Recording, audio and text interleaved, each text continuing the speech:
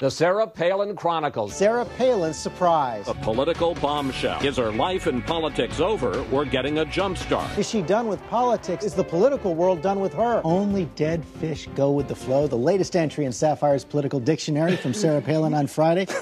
Not going to put Alaskans through the rest of her second term. What do you make of it? I still have no idea why she did this. Why did she say that she is dropping out? Had to do with the weight on her of the concern she had for the cost of all the ethics investigations and the like, the way that weighed on her with respect to her inability to just move forward Alaska's agenda on behalf of Alaskans in the current context of the environment. So that's what I saw. Were you surprised by her decision to step down? Those who've been deeply involved in politics know at the end of the day, it is really and truly a personal deal. So I'm not going to second guess it. She cast herself as the victim of political blood sport in that press conference. Is that how you see it? No, I respect her decision. I don't know what prompted her decision. I take her at her word that it had a personal ingredient in it, and you have to respect that. What did you make of this decision by her? Well, it's astounding. I would think if you want to run for president, and I'm not sure that's got anything to do with what she's doing,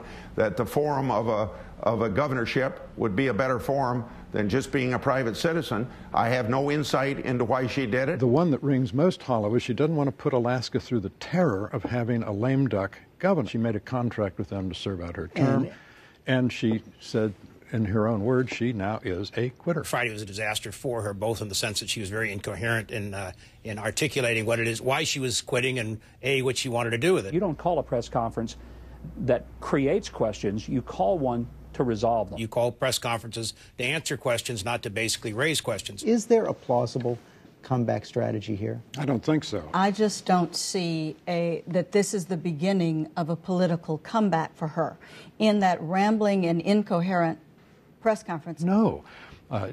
She is now not going to be presented as someone who is only a first-term governor of Alaska. She's not even a first-term governor. She can't even say that she was the one-term governor of Alaska. I mean, because she didn't stand by Alaska. Does her decision to step down help her or hurt her if she has any hopes of becoming president? I think it hurts. Effective strategies in politics are ones that are so clear and obvious that people can grasp it. It is not clear what her strategy here is by exiting the governorship 2.5 years through the term and putting herself on a national stage that she may not yet be prepared to operate in. Well, it's a risky strategy. It's a risky strategy. She marches to the beat of her own drum, and it's going to be very interesting to see how she pulls this off. Our very own Bill Kristol said that, this is a risky strategy, but it's crazy like a fox. It's a high-risk move, but the truth is, for those who were doubtful about her, she wasn't going to do anything in the next 18 months as Alaska governor to convince them that she was more qualified than they thought for high office. And this does give her a chance to travel the country, campaign for Republicans in 2010, study up on issues. I think she could have a very strong 1.5 years here if she's disciplined. It doesn't take natural ability. It takes discipline and focus.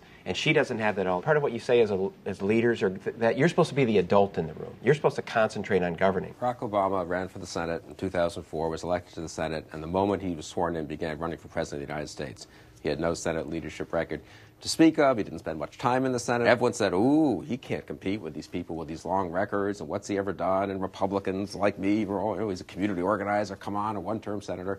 He seems to have gotten elected president of the United States. I don't think it is foolish for Palin to think, you know what, if that's the world we live in now, where people, maybe correctly, incidentally, don't value years of experience in Washington or 2 terms counts for more than 2.5 years as governor of Alaska, maybe she thinks she gets out there and she becomes a leader of the conservative movement, and then a leader of the Republican Party, and then conceivably a nominee of the Republican Party, and conceivably a president, just as Obama did. Barack Obama had ideas. I think what she wanted out of this was a game changer, and I don't think she got that. This could be a game changer in a negative way, because it could take people who were willing to sort of suspend their doubts about her and say, okay, this is why I was concerned. She is the gift that keeps on giving, whether you love her or you hate her. We are fascinated by her, and I suspect we'll talk about her some more.